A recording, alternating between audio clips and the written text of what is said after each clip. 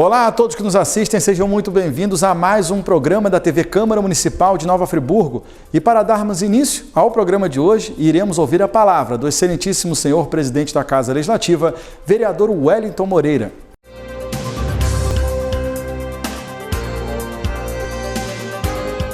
Queria falar para toda a população que a Câmara Municipal de Nova Friburgo, entrará em recesso aí a partir do dia 16, retornando dia 3 de agosto, mas deixando bem claro que as sessões, nós não teremos as sessões, mas que funcionará a casa de forma normal, os gabinetes dos vereadores estarão funcionando normalmente, a casa, toda a sua estrutura aqui do RH, Secretaria de Expediente, estrutura da presidência, tudo funcionando normalmente.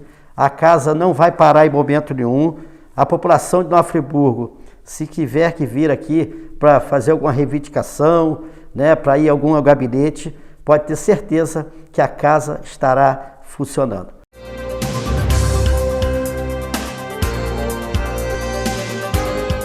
Vamos assistir o quadro Fique por Dentro, onde você irá aprender um pouco mais sobre o que é uma CPI, uma comissão parlamentar de inquérito.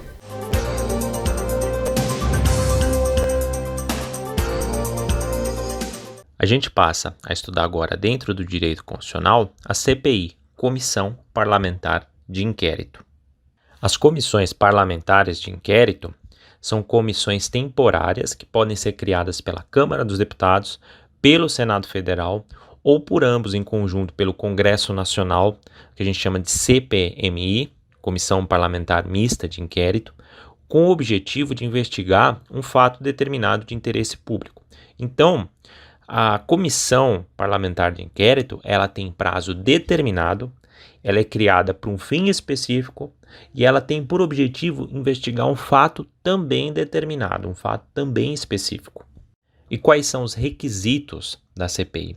O primeiro requisito para instaurar uma CPI é o quórum. O quórum para a instauração da CPI poderá ser de 1/3 dos senadores, 1/3 dos deputados federais ou 1/3 dos membros do Congresso Nacional. Observe que, caso seja instaurado por 1/3 dos membros do Congresso Nacional, a gente vai ter, em verdade, a Comissão Parlamentar Mista de Inquérito, ou seja, CPMI. Além disso, é importante repisar que a CPI é criada para investigar fato determinado e ela é instaurada por um prazo certo. O STF, ele entende que a CPI é um direito público subjetivo das minorias. Isso está lá na Lei 3.919 de São Paulo. Além disso, fatos conexos com o principal poderão ser investigados, desde que haja o aditamento do objeto inicial da CPI. Por fim, segundo o STF, observado o regimento das casas, pode o prazo ser prorrogado. Contudo, esse prazo ele não pode ultrapassar a legislatura, que é o período de 4 anos. E quais são os poderes de investigação da CPI? As CPIs elas vão ter poderes regimentais, bem como poderes de investigação próprios de autoridade judicial. Então, tem poderes regimentais e poderes próprios de autoridade judicial.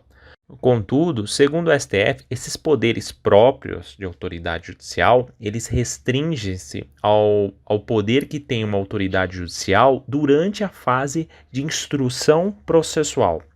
Isso porque no Brasil não há juiz inquisitor. O juiz inquisitor é aquele que investiga durante o inquérito. Portanto, os poderes da CPI devem ser observados em paralelo com aqueles autorizados para a instrução do processo. Além disso, dentro desse contexto de poderes próprios de autoridade judicial, a gente tem que observar que existem alguns poderes que são reservados, que são exclusivos de quem é investido de jurisdição e por isso não se estendem à CPI.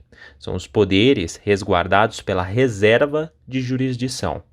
Então, esses poderes resguardados pela reserva de jurisdição são poderes que podem ser exercidos única e exclusivamente por órgãos investidos de jurisdição. E quais são esses poderes resguardados pela reserva de jurisdição? Por exemplo, a interceptação telefônica, previsto lá no artigo 5º, inciso 12 da Constituição Federal. A CPI, a Comissão Parlamentar de Inquérito, nesse contexto, pode até quebrar o sigilo bancário, fiscal, de dados, o sigilo telefônico, mas ela não pode ter acesso ao conteúdo da conversa. Significa dizer que a CPI saberá para quem o investigado ligou, por exemplo, mas em hipótese alguma vai poder ter acesso, sem decisão judicial, ao conteúdo da conversa, porque isso é um poder resguardado pela reserva de jurisdição. Também é poder resguardado pela reserva de jurisdição a busca e a apreensão domiciliar, a prisão, salvo prisão em flagrante. Medidas cautelares também são poderes resguardados pela reserva de jurisdição. Por quê? Porque poder geral de cautela pertence ao juiz, ao magistrado, conforme artigo 798 do Código de Processo Civil. O poder geral de cautela, ele visa resguardar, evitar que uma sentença se torne inócua. Então, o objetivo é garantir a eficácia de uma eventual decisão definitiva dentro do processo. E a CPI não dá decisão definitiva e, portanto, não tem sentido nenhum que ela dê decisões de natureza cautelar. Além disso, a CPI não poderá também anular ato do executivo ao convocar magistrado para prestar depoimento sobre tema relacionado exclusivamente à atividade jurisdicional, sob pena de, em ambos os casos, violar a separação dos poderes. A CPI também não vai poder investigar contas e contratos próprios de ente federativo diverso daquele da comissão. Então, por exemplo, uma CPI convocada pelo Senado Federal não vai poder investigar a licitação do município de São Bernardo, de São Paulo. Não pode. Esse papel vai caber à respectiva Assembleia Legislativa, sob pena de violar o Pacto Federativo. A CPI também não pode quebrar sigilo profissional, violar sigilo judicial, impedir assistência de advogado ou ainda violar o direito ao silêncio. Em todos os casos, o que se protege aqui são direitos fundamentais. A CPI também não vai poder impedir a saída do investigado da comarca ou do país. Por fim, é importante destacar que todas as decisões da CPI têm que ser fundamentadas, e porque eles precisam também respeitar, assim como o magistrado, o artigo 93, inciso 9 da Constituição Federal, e as decisões da CPI também serão tomadas pela maioria absoluta aqui em respeito ao princípio da colegialidade.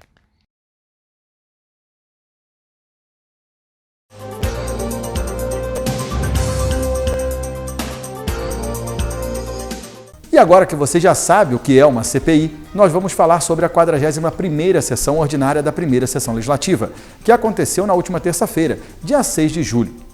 Essa sessão foi marcada pela instalação da CPI do transporte público, que visa investigar a contratação do grupo Itapemirim, vencedor do certame para a prestação do serviço de transporte coletivo no município. As pessoas têm que saber que o que está em questão não é a honestidade do prefeito, e sim a condução, a forma que foi conduzida. E, portanto, por haver fato determinado de ter um número de 8 pessoas que assinaram esse contrato emergencial, por isso foi instaurado a CPI. O pedido de criação da CPI foi protocolado na casa na terça-feira da semana passada, pela vereadora Priscila Pita, do Cidadania, e pelo vereador Maicon Queiroz, do PSC. O documento conta ainda com as assinaturas dos parlamentares Joelson do Pote, Vanderlei Abrace Essa Ideia, Isaac Demani, Cristiano Guenin, Carlinhos do Kiko, além de Ângelo Gaguinho. Segundo a vereadora Priscila Pita, uma das autoras do pedido de abertura da CPI, alguns pontos sobre a contratação da empresa Itapemirim para a prestação do serviço de transporte público aqui na cidade precisam ser melhor explicados por parte do governo municipal. Porque o secretário da Casa Civil, ele, algumas entrevistas que ele deu também na televisão, e até vindo nessa casa aqui, ele fez algumas explanações que deixou uns pontos de interrogação no ar. Então, por isso foi estourada essa CPI, para a gente poder estar esclarecendo para você, população, realmente o que vai acontecer com o transporte público do nosso município. O vereador Maicon Queiroz também informou sobre a possibilidade da existência de irregularidades na contratação da empresa. Onde tem indícios ali claros de favorecimento ilícito, inclusive mudanças para que a empresa que ganhou Itapemirim pudesse sagrar aí a vencedora, né?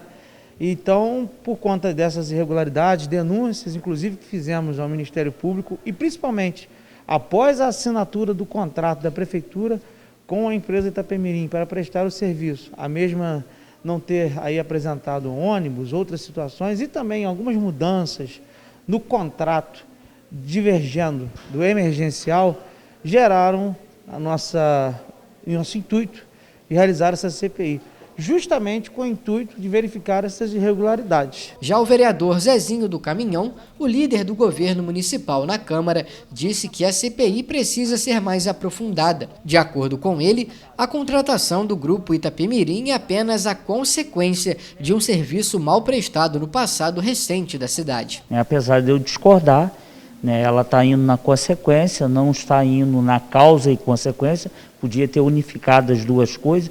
Por que se provocou toda essa situação, todo esse imbróglio no transporte público? E quem provocou isso, infelizmente, está de camarote com o sentimento de impunidade, porque ficaram protegidos.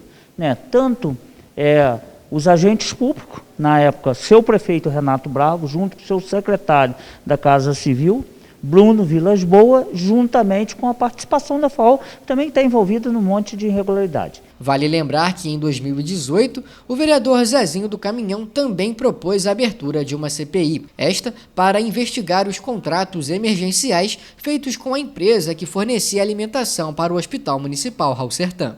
A gente aprofundou, a gente levou a sério e hoje tem uma penalidade aos agentes públicos envolvidos, começando pelo seu Renato Bravo e companhia, uma penalidade em torno de 12 milhões. Estão bloqueados quase 12 milhões desses agentes para ressarcir o município, fora outras penalidades criminais. Então, uma CPI levada de forma séria, com certeza ela tende a apresentar resultado e eu fico na expectativa do que vai ser o desdobramento dessa. No final da sessão, a nossa equipe conversou com o procurador da Câmara Municipal de Nova Friburgo, Dr. Rodrigo Ascoli, que explicou quais serão os próximos passos da CPI. Os próximos passos agora, na verdade, o presidente pediu aos blocos partidários que tem direito à vaga na composição, para indicar os nomes dos parlamentares que vão integrá-la.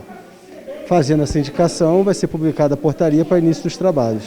Como que funciona essa questão que você falou dos blocos partidários?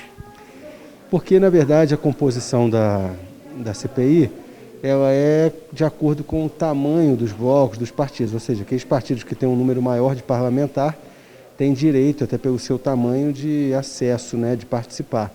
Então, esses que têm aí um número maior de vereadores vão poder indicar um membro para poder integrá-lo. O procurador da Casa também explicou a finalidade de uma comissão parlamentar de inquérito. Muitas pessoas têm como se fosse alguma coisa acusatória contra algum determinado agente político ou particular, privado, mas não é isso.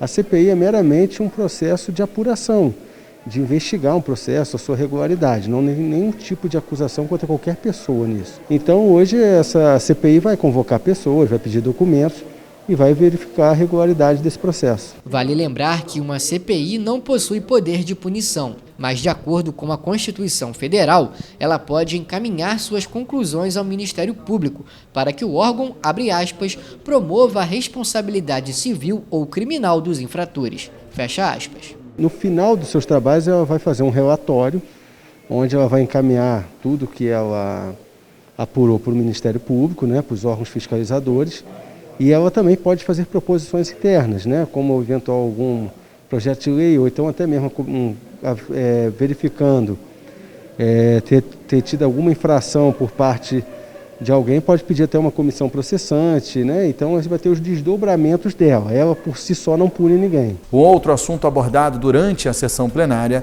na Casa Legislativa foi o projeto de indicação legislativa número 73 de 2021. Esse projeto é de autoria do vereador Max Bill, também Zezinho do Caminhão e Disseu Tardem. Ele visa a instituição do programa de retomada fiscal no âmbito do município de Nova Friburgo. O Programa de Recuperação Fiscal consiste em um conjunto de medidas que busquem estimular a regularização da população que esteja em débitos com o município, em razão dos impactos econômicos e financeiros causados pela pandemia da Covid. A gente tem a situação do refis, que muitas vezes é olhado até com uma certa discriminação, que parece que beneficia o mal pagador, e a gente tem um novo instrumento chamado a transação tributária. A transação tributária, ela vai avaliar a capacidade de pagamento daquela empresa ou daquela pessoa física, né? Ela vai ter que fazer para ela receber a transação, ela vai ter que comprovar que ela teve uma queda de arrecadação, tendo em vista a pandemia, né? A situação é uma situação excepcional pandêmica. Então, essa dívida ativa vai ser parcelada, né? Uma grande quantidade de vezes, ela vai ser retirada boa parte de multas e juros, facilitando o pagamento das empresas, né, que geram nossos serviços, que geram a renda dos nossos trabalhadores e também das pessoas físicas que tiveram a diminuição da sua remuneração. Um outro ponto citado pelo vereador Max Bill diz respeito ao Código Tributário do município de Nova Friburgo, que foi reformulado no ano de 2018.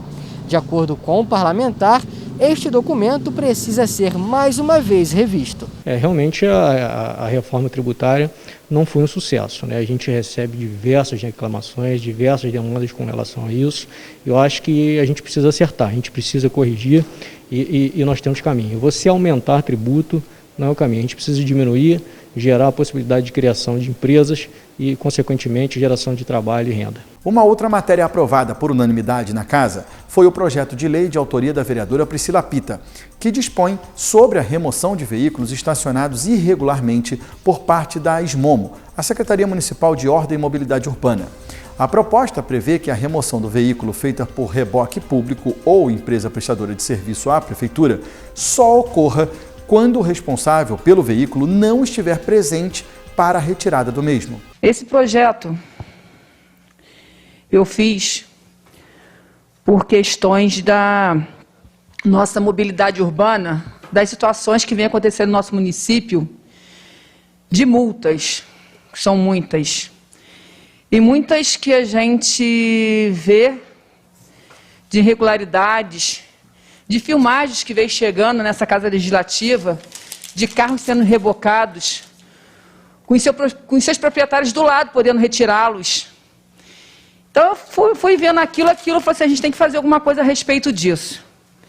Começamos a pesquisar e elaboramos esse projeto para estar ajudando a população e os condutores de Friburgo para que esse tipo de arbitrariedade que acontece no nosso município não aconteça mais.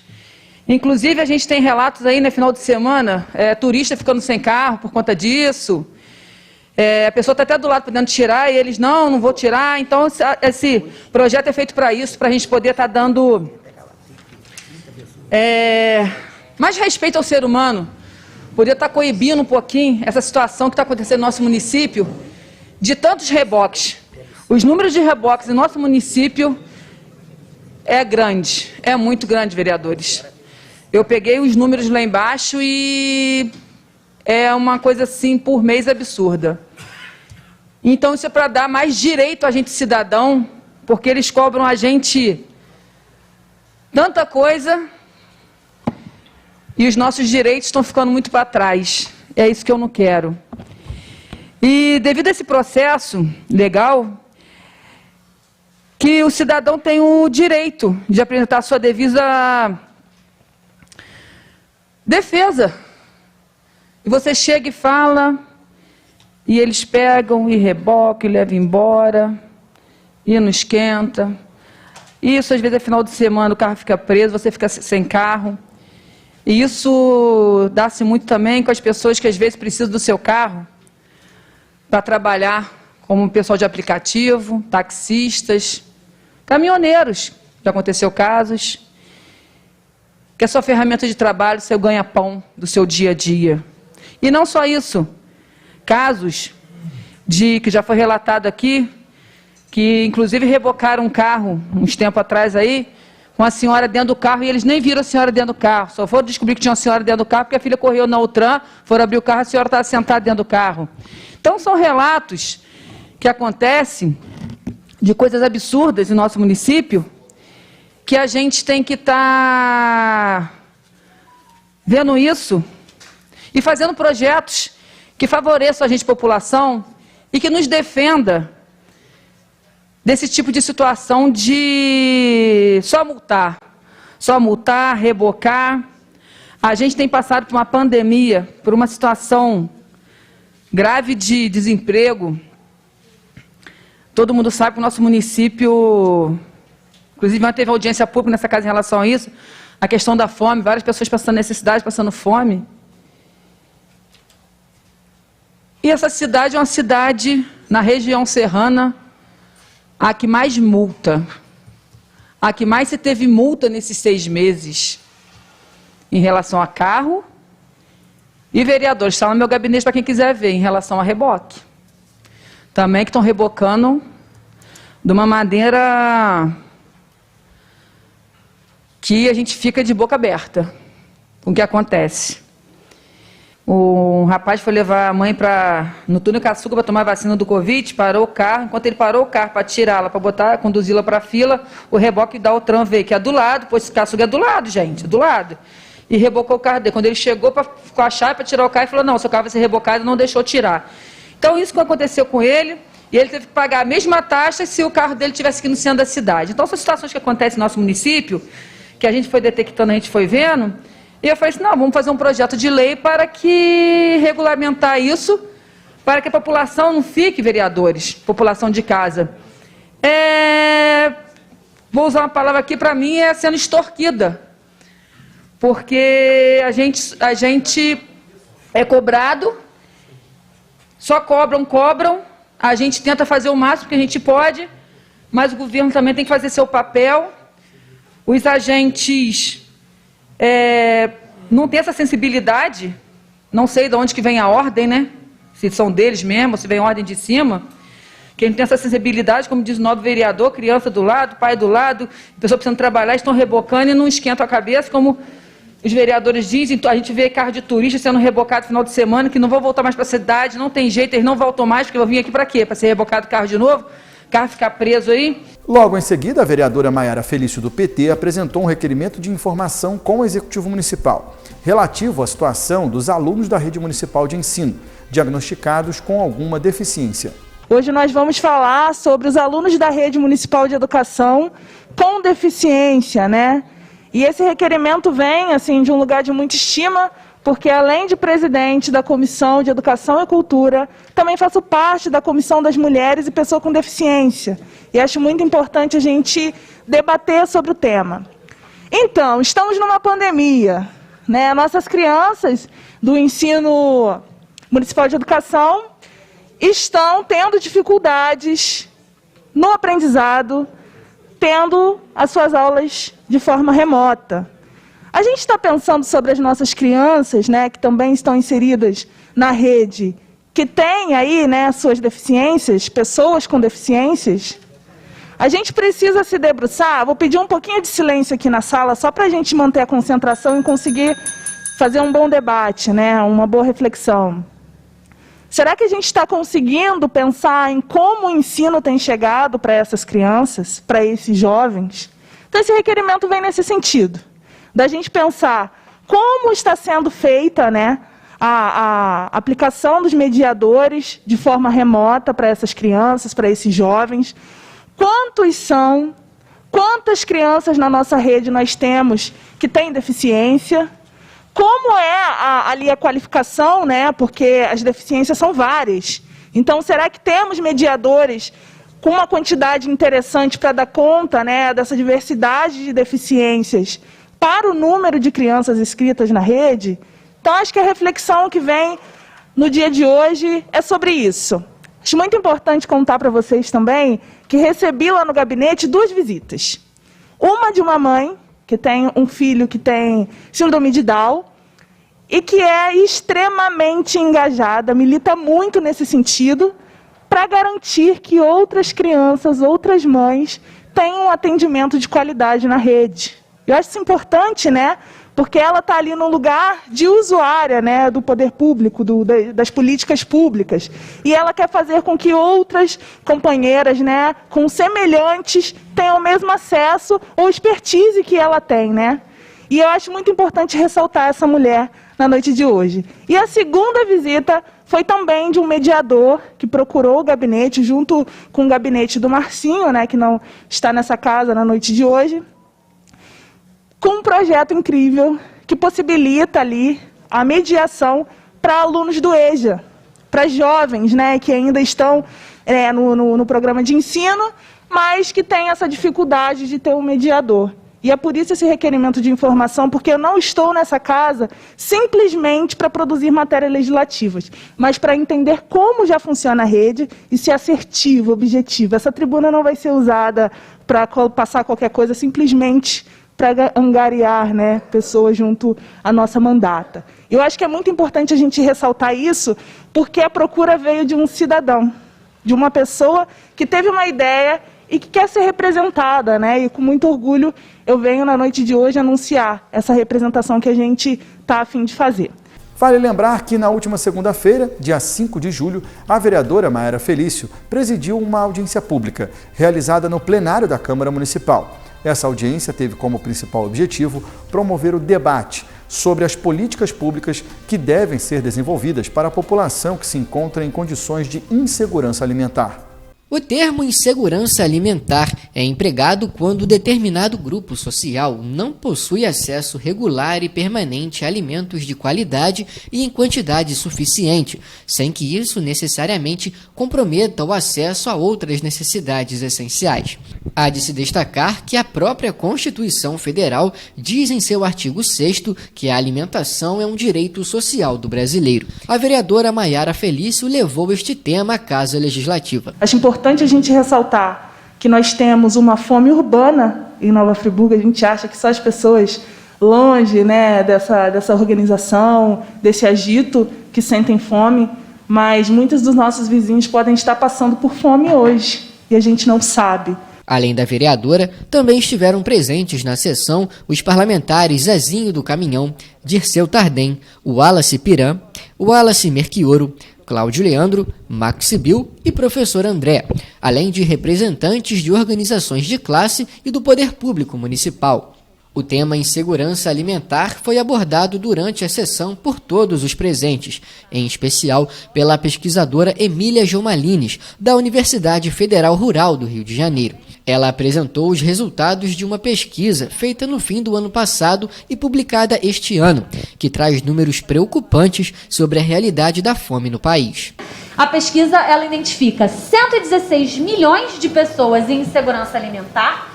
O número corresponde a mais de 2 vezes a população da Argentina. E a população passando fome, 19,1 milhões. O número corresponde a praticamente a população da Grande São Paulo. Então, aí uma comparação para a gente perceber o tamanho da problemática que nós temos. Já a representante sindical Marília Formiga disse que para que esses tristes números comecem a cair, é necessário que sejam desenvolvidas políticas públicas em favor da população que sofre com a insegurança alimentar. A responsabilidade é de todos nós, mas o poder público tem a tarefa da aplicação das políticas públicas. A gente não adianta inventar aqui um monte de lei para não ser cumprida. A gente tem que observar o que nós temos de política construída hoje. O que está sendo aplicado? Por que não está sendo aplicado? E qual é a maneira de se aplicar isso? Dados divulgados pela Secretaria Municipal de Assistência Social informam que até o último dia 21 de maio, mais de 7.100 famílias possuíam renda per capita de até R$ 89 aqui em Nova Friburgo. Se considerarmos uma família composta por no mínimo 3 pessoas, pode-se afirmar que ao menos 14 mil pessoas vivem abaixo da linha da miséria aqui na cidade, o que corresponde a 7,5% da população friburguense. Mas a gente precisa realmente trazer essa pauta da fome, porque a fome não é só fome de pão e de água, né? Se bem que a gente está tratando dessa fome física, mas é uma fome de justiça, né? Uma fome de desejo de justiça. A fome, ela leva as pessoas a cometerem crimes, não é verdade? pais de família cometem crime por causa da fome dos filhos, né?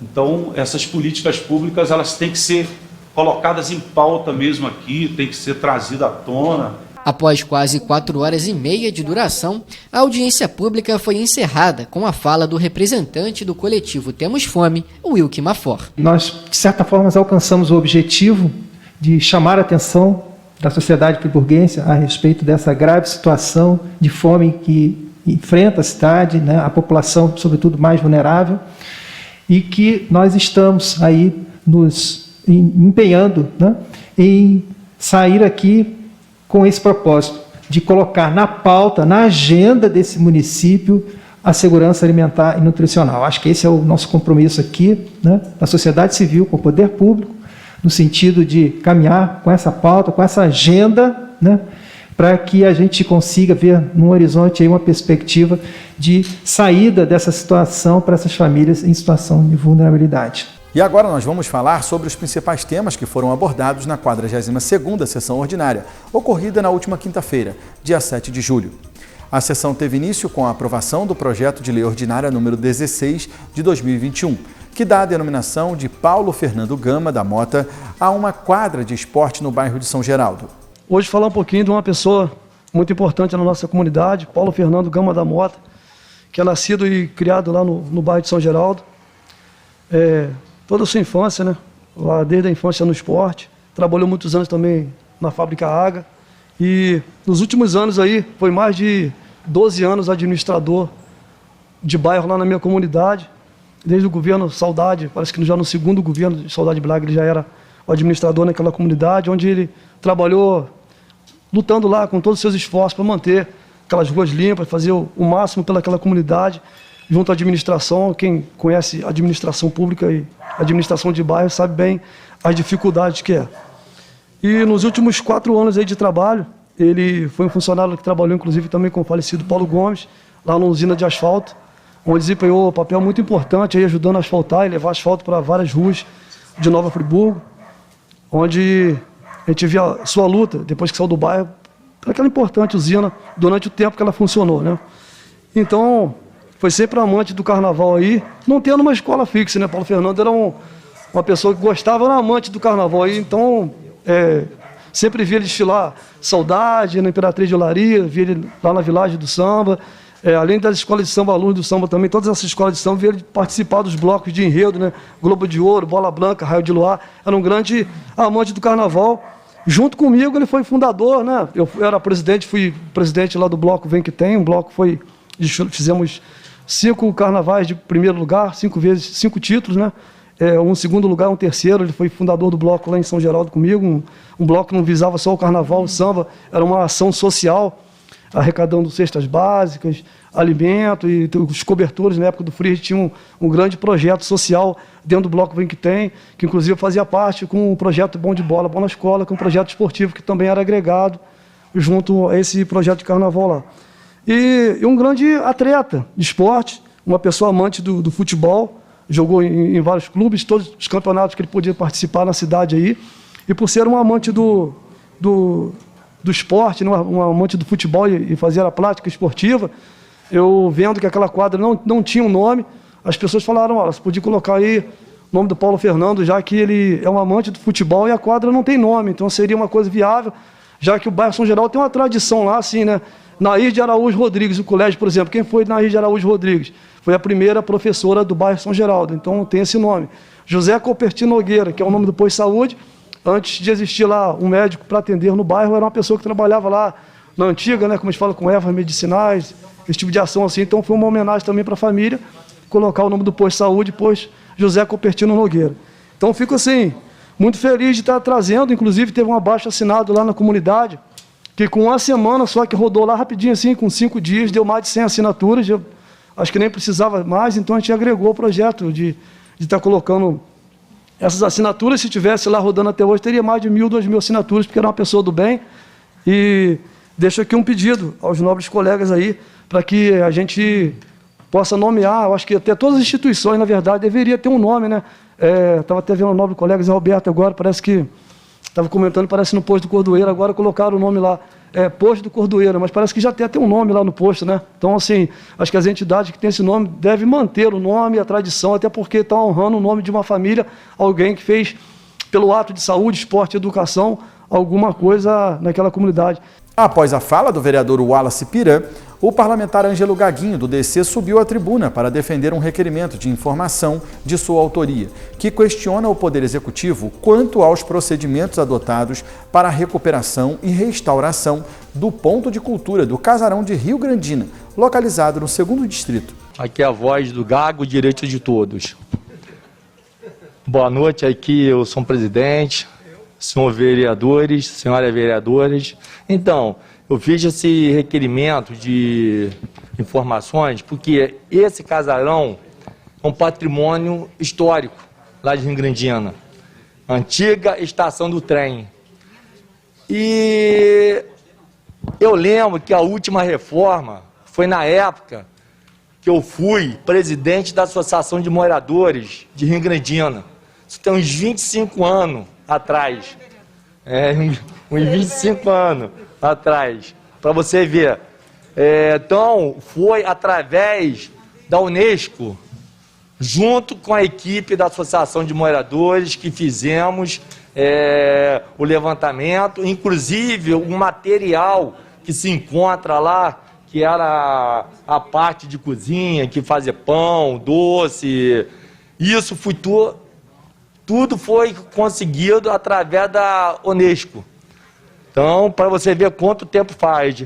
E esse pedido de requerimento de informação é para saber se a prefeitura vai realmente ter algum projeto, alguma coisa voltada para tentar reformar o casarão, porque a estrutura está caindo.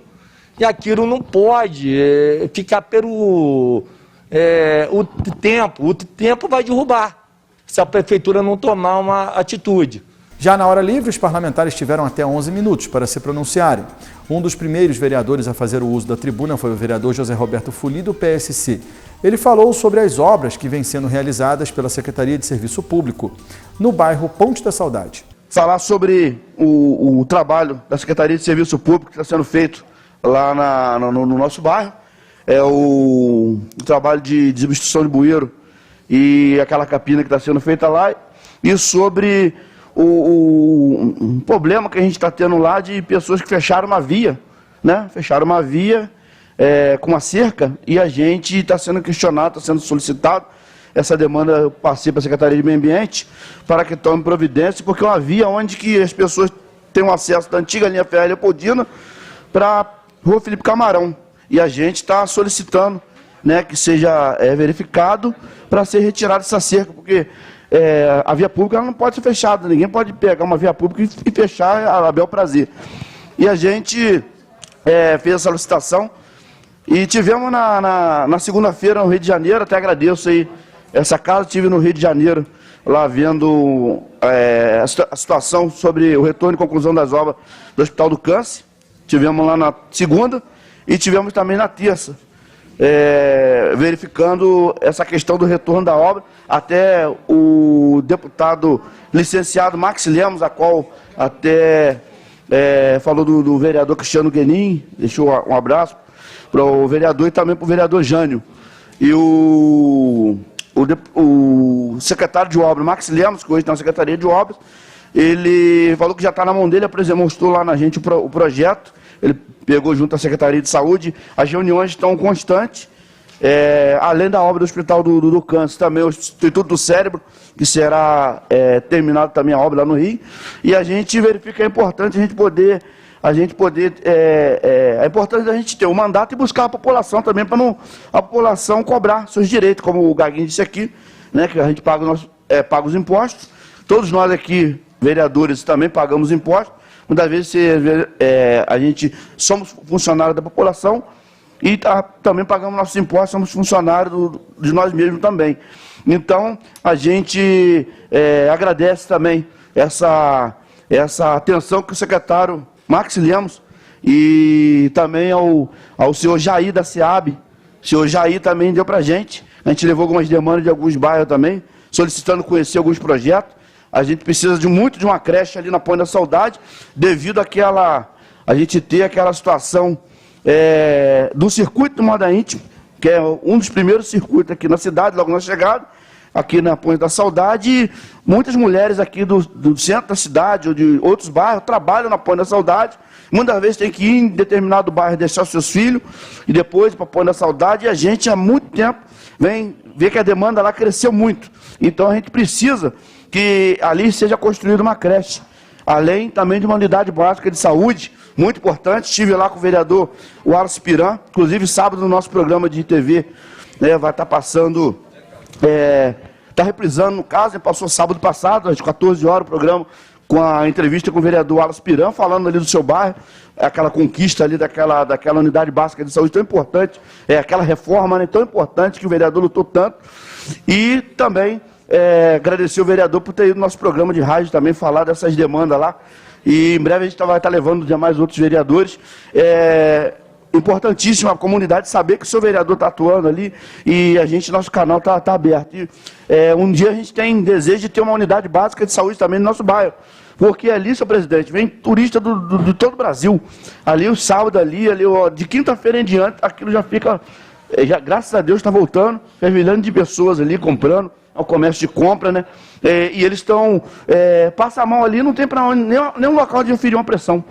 E ali agora que tem uma farmácia, mas é necessário naquele local a gente ter uma atenção ali, ou um subposto, enquanto não se constrói a unidade básica de saúde, mas dentro do terminal rodoviário sul tem condições. Inclusive eu conversei com a direção lá, estou fazendo contato com a secretária Nicole, estou lutando agora pelo retorno do Felipe Camarão, o ônibus Felipe Camarão, que é um ônibus que sempre existiu na planilha, né? Sempre existiu na planilha da FAAL, e o ônibus foi retirado bastante tempo. Às vezes eu olho aquela senhora subindo, desembarcando ali no terminal rodoviário sul e subindo até lá no Rua Luiza de Souza Barra com as suas bolsas, né? E ali a gente sempre teve aquele ônibus, um ônibus que ele ajudou muito a comunidade, mas a gente tem visto que algumas linhas estão voltando.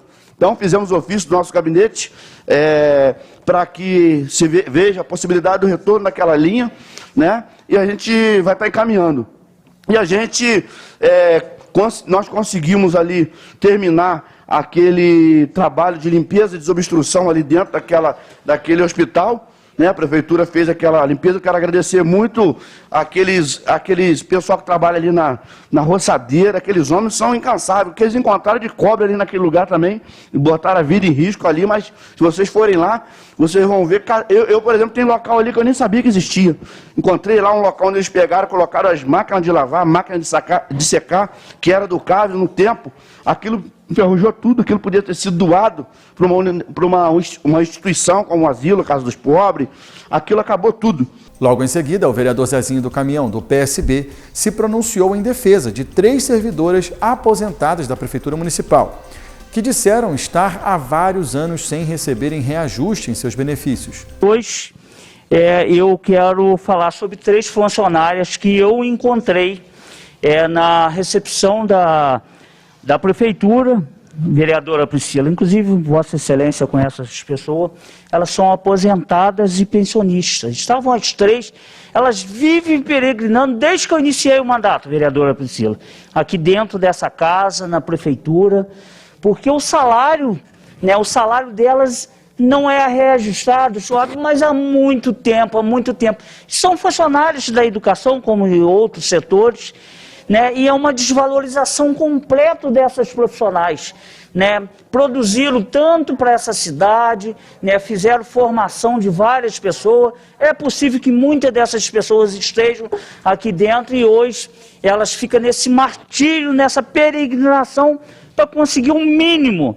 E aí, às vezes, vereadora Priscila nos cobra, igual ela falou, poxa, vocês vereadores não fazem nada por nós. E aí eu tive que entrar num debate, né, de maneira respeitosa e educada por elas, porque eu não poderia ter mais um confronto com elas diante da sua insatisfação, que é muito justa.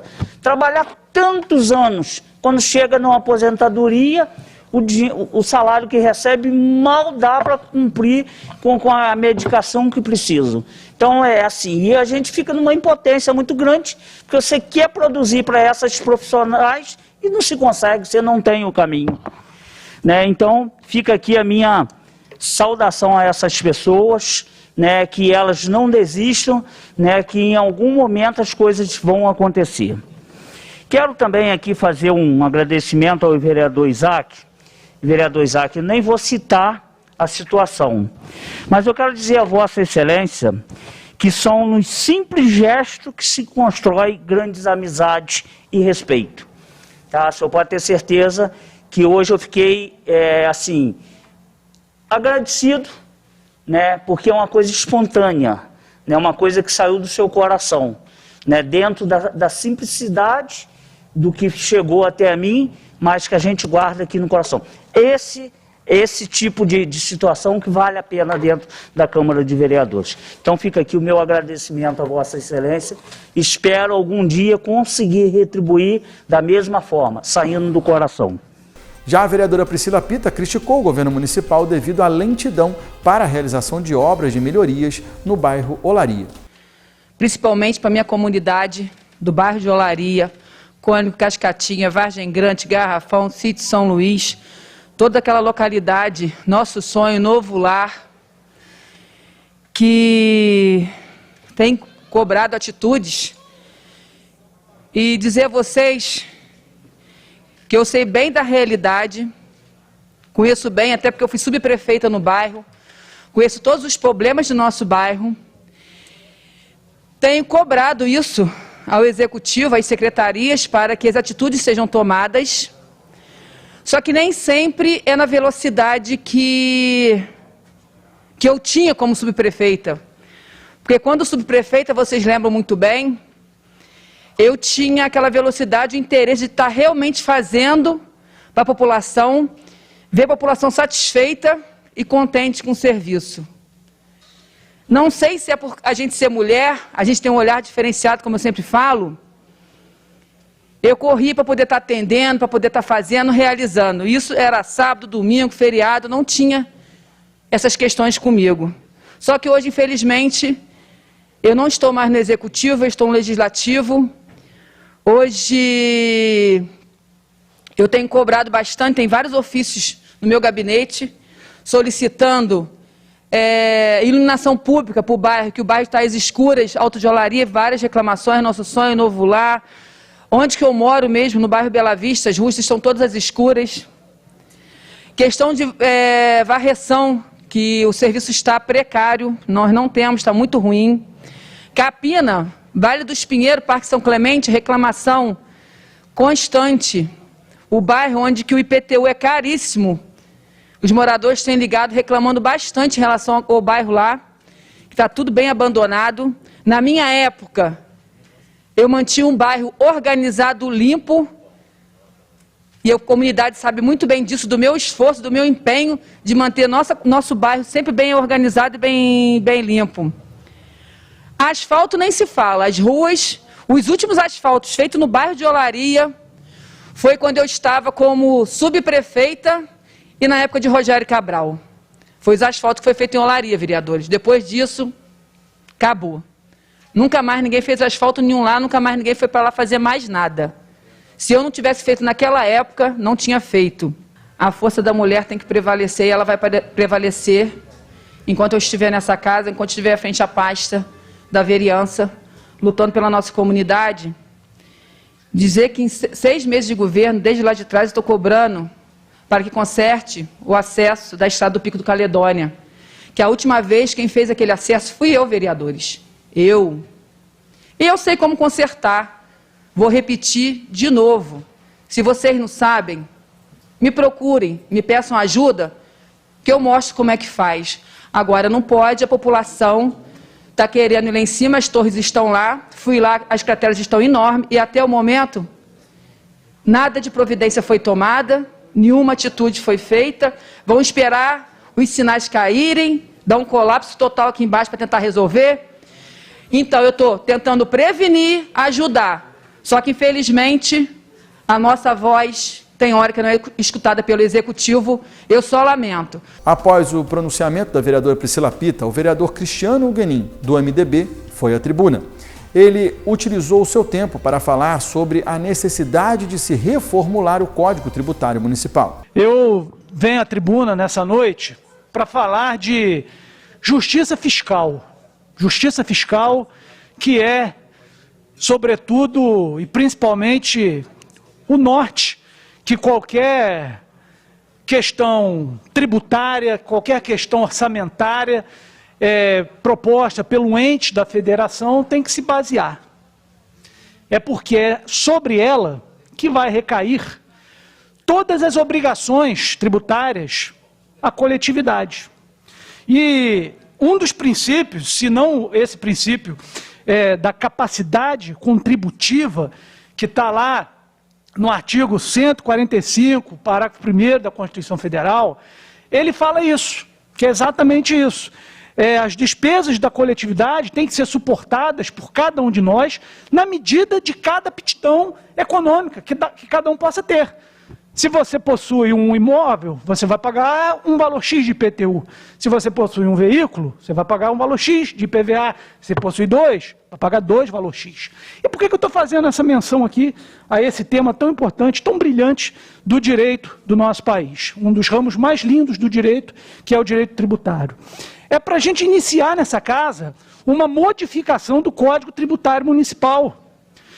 Eu já, em conversas com o vereador Max, com o seu assessor, com demais parlamentares, vereador Isaac, a gente está verificando já essa possibilidade, até das audiências públicas, né? A gente iniciar aqui um debate amplo, um debate envolvendo toda a classe econômica dessa cidade, desde os empresários, desde as pessoas que trabalham como ambulantes nas ruas, que pagam lá o seu ISS, que tiveram quadriplicado o valor de um alvará para vender um cachorro-quente na rua. Envolver toda essa categoria para que nós possamos aqui corrigir, a palavra é essa, corrigir todas as injustiças fiscais que foram realizadas em 2018. Isso aconteceu aqui em 2018. E aí, deixando a questão política de lado, que não é o interesse, o objeto não é apontar o dedo e culpados, não é isso. Já foi, está gerando problemas para a população, e nós aqui, representantes desse povo, temos a oportunidade de rever, de modificar. E para isso, nós vamos precisar de toda a participação popular, trazer, como eu disse, para dentro desta casa, estes segmentos, participação popular, classes econômicas, setores produtivos, bem como o Poder Executivo. Porque também não queremos inviabilizar o governo sob o argumento de que a Câmara está encolhendo a receita do município. Não é isso. Até porque, se nós fizermos uma simples comparação de o que entra de receita e o que é devolvido para a população, a gente vai verificar que tem uma diferença muito grande nisso aí, né? Por exemplo, a modificação na forma de cobrança da taxa de lixo, que as pessoas hoje estão preferindo, ao invés de ter casa, produzir lixo, porque se paga mais porque produz lixo do que a propriedade de um imóvel. Isso é inconcebível. Não é porque eu tenho uma casa que eu posso ter herdado dos meus pais, uma casa grande, mas mora uma pessoa, pagar um valor absurdo do que uma casa menor, que tem mais pessoas produzindo lixo e pague menos. Isso é desproporcional, isso é uma injustiça fiscal. Ao fim da hora livre, a vereadora Vanderlei Abraça essa ideia, fez a entrega de uma moção especial de louvor para as empresárias Fernanda de Oliveira, Fabiola Coligani e Priscila de Oliveira, as idealizadoras do projeto Mulheres de Sucesso. Essa moção ela foi votada por cada um dos pares aqui, foi aprovada por unanimidade, tamanha importância, né, desse projeto que vocês idealizaram, que trouxeram para Nova Friburgo, porque é muito importante, né, as mulheres elas terem um local que elas podem trocar informações, um momento de fazer também a caridade, que tem também o projeto social, que depois a Fernanda vai estar explicando aqui melhor. E eu gostaria, Fernanda, também, se fosse possível, de você estar explicando como que é para entrar no projeto, se tem essa possibilidade, se outras mulheres quiserem, né, fazer parte. Mas aqui está, assim, essa moção da Câmara, com muito carinho, com muito respeito. E, assim, desejando a vocês muito sucesso, porque já precisava antes. Imagina agora, no tempo que nós estamos vivendo, um tempo totalmente diferente, né, que não somente as mulheres, né, eu falo que quando uma mulher ela é bem-sucedida e ela está bem com ela mesma, a família inteira fica bem. Então não é só a mulher, né, é para as famílias, de uma maneira geral. Precisa muito mais, porque hoje as pessoas estão passando por um momento de depressão, de falta essa coisa aqui que a gente está aqui agora, né? Interagindo uma com a outra. Os relacionamentos, eles foram meio que minados, né? Por conta de toda essa pandemia. E o relacionamento é muito importante. Nessa coisa de você olhar no olho. O abraço, então, nem se fala, né? Mas o abraço, eu creio que em breve nós vamos voltar a ter esse contato. Então, esse empreendimento, esse projeto Mulheres de Sucesso, realmente faz toda a diferença. Eu tenho certeza. Eu tenho, graças a Deus, amizade com algumas de vocês e sei o quanto faz diferença na vida de cada uma. Então, vamos lá. Deixa eu ler a moção para vocês. E sei da alegria, né? Fernanda, viu o vídeo da Fernanda, sim, e essa alegria contagia, né? Moção especial de louvor. A Câmara Municipal de Nova Friburgo tem a satisfação e a honra de consignar a presente moção especial de louvor com o projeto Mulheres de Sucesso, um projeto idealizado pelas empresárias Fernanda Oliveira, Fabiola Kunigami e Priscila Oliveira, pela inauguração que foi no dia 7 de maio desse ano, da primeira sala para mulheres empreendedoras da nossa cidade. Um espaço voltado ao apoio e integração das mulheres, onde serão realizadas diversas atividades. Plenário Dr. Jean Bazé, 2 de junho de 2021, a autora fui eu, Vanderlei abraça essa ideia, e assinado pelo presidente, vereador Hélito Moreira, com o voto de cada um dos parlamentares. E aqui eu passo a mão de vocês essa moção especial de louvor da Câmara de Nova Friburgo. Parabéns para vocês. Obrigada. E agora vamos ao quadro Vereadores em Ação. No final da 42ª sessão ordinária, a nossa equipe de reportagem conversou com alguns parlamentares. O vereador Isaac Demani falou sobre alguns trabalhos que vêm sendo realizados junto a moradores do bairro Alto do Catete. A comunidade do Alto Catete é uma comunidade assim, bastante esquecida por parte do poder público. Infelizmente, historicamente, é isso que acontece. A comunidade é lembrada apenas em época de eleição, aí surgem aquelas falsas promessas, pessoas descompromissadas com a comunidade. E nós iniciamos esse ano um trabalho de buscarmos, de fato, que a comunidade do Alto Catete fosse atendida. Eu e o vereador Cascão marcamos uma reunião com a comunidade, juntamente com o prefeito Johnny Maico, e na segunda-feira dessa semana, nós estivemos na comunidade numa reunião, e lá nós ouvimos as demandas da comunidade, juntamente com o prefeito, para o prefeito poder direcionar as ações que tanto precisa a comunidade. Por exemplo, a estrada é a principal reivindicação daquela comunidade, tem que haver melhorias naquela estrada, até para que o ônibus não pare de circular na comunidade. O horário de ônibus é outra reivindicação. Vão apenas 2 horários de ônibus na comunidade e nós já oficiamos a FAAL pedindo que seja pelo menos 3 e mudando o horário para poder atender de fato aquela comunidade. Questão de iluminação pública, e houve comprometimento por parte do prefeito, assim que for contratada a empresa, ou se for feita a licitação da iluminação pública, ele vai determinar o atendimento à comunidade, porque está precário, praticamente todas as lâmpadas da comunidade estão queimadas, tem a necessidade de fazer manutenção. A destinação de mais um funcionário para ajudar na limpeza da grande estrada que tem lá, porque são cerca de 9 quilômetros de estrada, e uma pessoa só trabalhando é muito pouco. Houve também uma demanda com relação à internet. Pasme que no século XXI, no momento que nós estamos vivendo, a comunidade não tem internet, não tem cabeamento de internet lá. E por que não há? há um trecho da estrada que precisam ser colocados 5 postes para que esse cabeamento possa passar. Então, nenhuma empresa de internet atende a comunidade porque não tem viabilidade técnica de se instalar internet lá. Então, hoje, eu e o vereador Cascão tivemos uma reunião na Energisa, junto com a Ana Paula Jorge, o Fábio, e nós fomos pedir uma doação de 5 postes para aquela comunidade. Postes que não servem mais, não atendem mais as especificações da Energisa, mas que podem ser colocados lá, que vai atender a comunidade.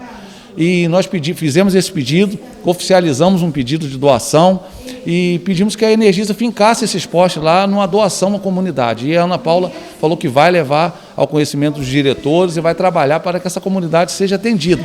Foi marcada uma reunião, uma vistoria técnica, na verdade, no dia 20 de agosto, para poder ver a viabilidade e, quem sabe, a comunidade vai ser atendida e finalmente vai receber a internet. Nós estamos trabalhando, não é promessa, não é falsa promessa nem conversa fiada, porque disso a nossa população está cheia. Isso é trabalho sério e comprometido com a nossa população. Já o vereador Dirceu Tardem, do PSB, agradeceu ao governo municipal por algumas melhorias no 3º distrito. Desde o início do nosso mandato, a gente tem falado muito na questão da agricultura familiar, da área rural, enfim, de melhorias nas estradas para escoamento da produção.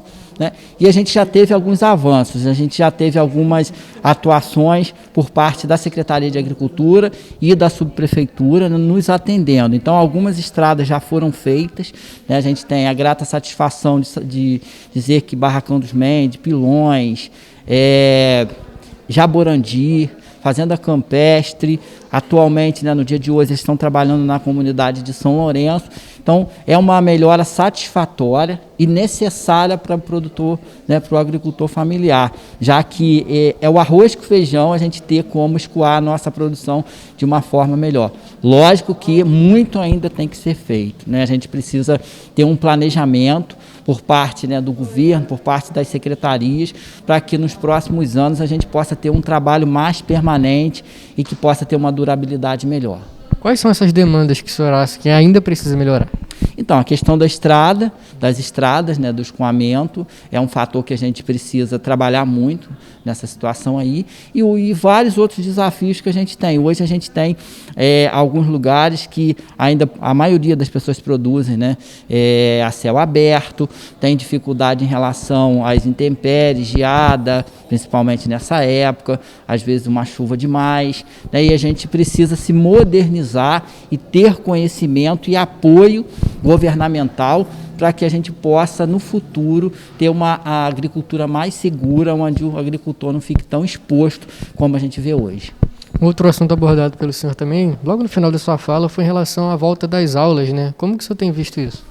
Então, eu acho que no momento a gente precisa cobrar isso, né? Chegou o momento que a gente vê uma diminuição do número de casos, a vacinação, né, graças a Deus ela tem se intensificado e a gente precisa fazer com que as unidades elas estejam prontas e adequadas para receber esses jovens e adolescentes que não podem mais perder tempo. Durante a sua entrevista, o vereador Maicon Queiroz, do PSC, questionou o Poder Executivo quanto ao fato da cidade de Nova Friburgo estar atrasada na campanha de vacinação contra a Covid, se comparada com outros municípios. E a cobrança que a gente faz por aqui, sem bajulação ao governo, mostrando a verdade, firme, sem ser oposição ou situação, mas sendo a favor da população, funciona. Nós estamos vendo aí, por exemplo, que o governo estava estocando vacinas, o que é algo absurdo, sendo público e notório, o próprio governo admitiu isso, e agora já está anunciando um avanço aí na questão da vacina, né? Ou seja, já vão vacinar pessoas aí até com 49, 48, até 43 anos, se eu não me engano. Ou seja, daqui a pouco está chegando até na minha idade, 41. Agora, por que se escondeu e se segurou tanto isso? Nós temos municípios, por exemplo, que estão vacinando pessoas com 31 anos, aqui perto do Carmo, né, com 22 anos, acho que São Gonçalo, se eu não me engano.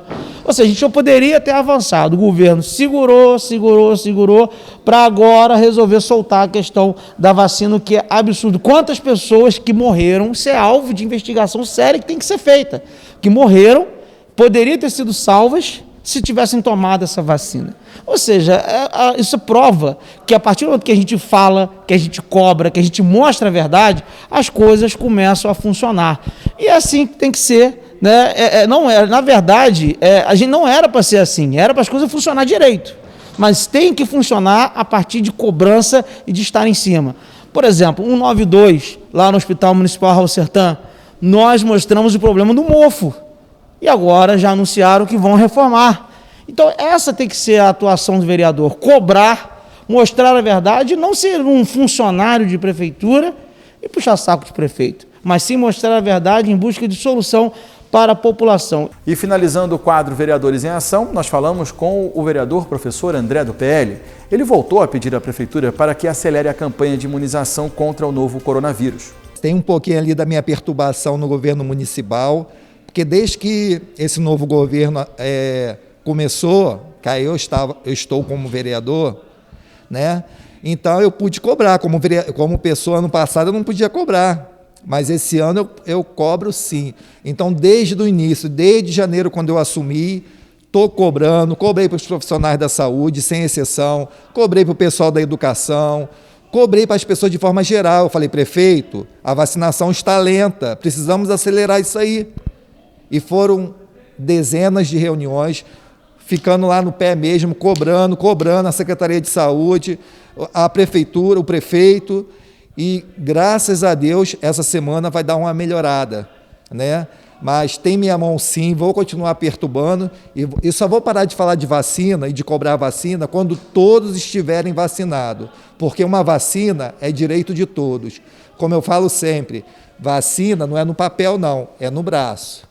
E depois vem um abraço. E assim chegamos ao fim de mais um programa TV Câmara, que vai ficando por aqui. A você aí de casa, meu muito obrigado pela sua audiência, sua companhia e seu carinho. Fiquem com Deus, tenham todos uma ótima noite e até a próxima segunda-feira em mais um programa inédito, aqui na TV Câmara.